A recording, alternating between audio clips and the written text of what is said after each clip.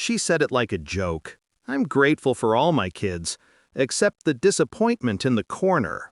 Everyone laughed. Wine glasses clinked, silverware hit plates. The hum of approval wrapped around her words like applause. I sat there, still, the candlelight painting her face with warmth she didn't deserve. My mother. 60 years of poison disguised as humor. She raised her glass toward me. Don't pout, you know I'm just teasing. But she wasn't. She never was.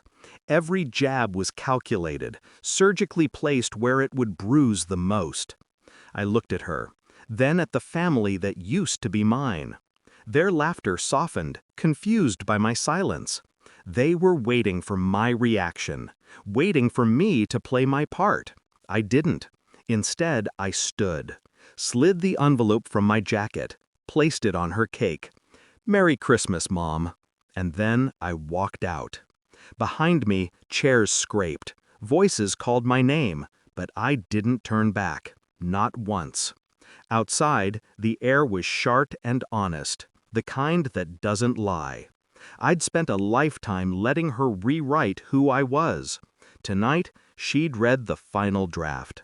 I used to believe her cruelty was care, just her way of keeping me humble. "Don't be so sensitive," she'd say when she humiliated me in front of relatives. "It builds character." Every insult was disguised as advice, every dismissal as love.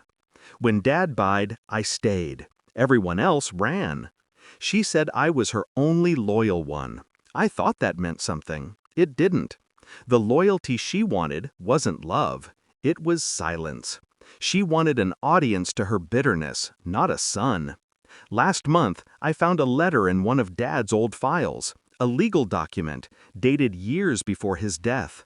His will, unaltered. His estate split equally among his 3 children. But when he died, she'd told us there was nothing left. I believed her, until I read the bank statements. The money hadn't vanished. She'd transferred it to herself. She'd built her new house, bought her car, funded my brother's business, all from a dead man's promise. And she'd smiled, year after year, while I scraped to survive, thinking I wasn't enough. That envelope on her cake, it wasn't a card, it was evidence. Every document, every transfer, every lie, tied with a red ribbon. For weeks, I'd prepared quietly.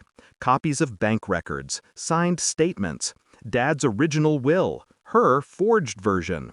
I didn't confront her, not yet. I wanted her to feel safe, to believe I was still the failure she raised. When she called me last week to remind me to bring cheap wine to dinner, I almost laughed. She still thought I'd come begging for approval. I said, "Sure thing, Mom." She chuckled, "That's my boy." She had no idea. That night, I packed the envelope, sat in my car and stared at it on the passenger seat. It didn't feel like revenge. It felt like release.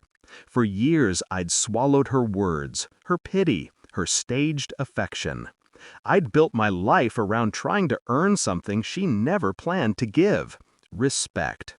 But respect can't exist where truth is buried. And I was done living underground. When I left that envelope, I knew she wouldn't open it right away. She'd wait until after the show, after dessert, when the laughter faded and she was alone enough to feel untouchable again. I imagined her tearing it open, expecting money or an apology or maybe a letter begging for forgiveness. Instead, she'd find every record she buried, the lawyer's certification at the top, the date, the seal, and at the bottom, her signature, proof of everything she denied.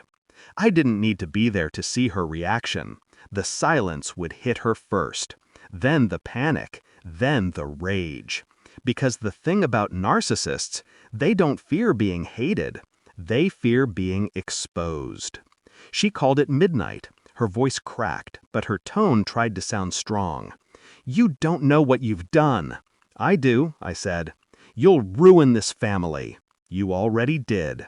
She went quiet, then whispered, "You think this makes you better than me?"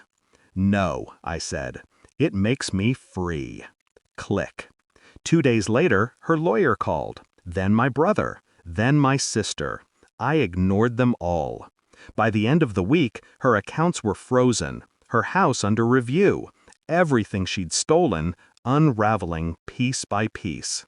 Tonight, I sat in my apartment, the world outside glowing with Christmas lights. No laughter, no family, just silence. It's peaceful in a way. I thought I'd feel empty after destroying her illusion, but emptiness was what she gave me my whole life. This is clarity. For once, I'm not defined by her cruelty. I'm not the disappointment in the corner. I'm the son who finally stood up. The truth cost her everything, and it gave me mine. She used to say I'd never learn how to make people notice me. She was right.